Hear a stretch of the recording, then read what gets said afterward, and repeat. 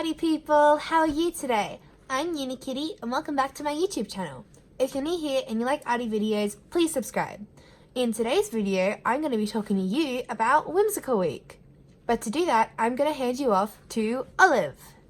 Hello everybody, I'm Olive the Autumn Fairy, and I was created for a drawing challenge called Whimsical Week. Today, Unikitty will show you her thought process behind her illustrated design for today's prompt. And while she watercolors, you can listen to the next installment of the story. Day 2 of Whimsical Week was the prompt Forest Creatures. I wanted to work with composition again, still using the rule of thirds, but this time playing around with the foreground and background. So I put the fairy with the tree in the foreground and the forest in the background.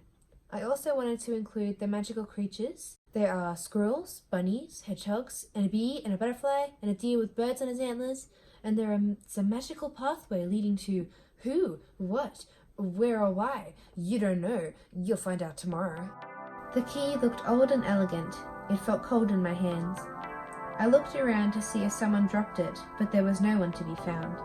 So I flew back onto the path and kept on with my adventures.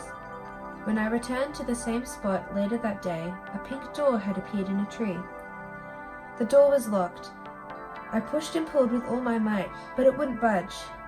Then the key began to glow from inside my pocket, brighter and brighter as I pulled it out from my pocket and into the door. It twisted and the door swung open and I crawled inside.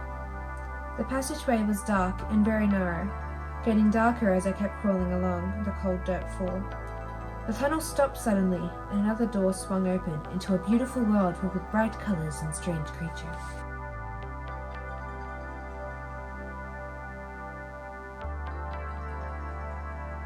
Thank you for watching this video. If you liked Olive's story, please like, comment and subscribe. If Whimsical Week seems interesting to you, please feel free to join, or if you're just interested in checking out the other artists' amazing work, you can also do that on Instagram. Let me know in the comments below what you thought of the story and what you think will happen next. And I'll see you tomorrow in another video for the next installment of Olive's story. Have a creative day everybody, bye!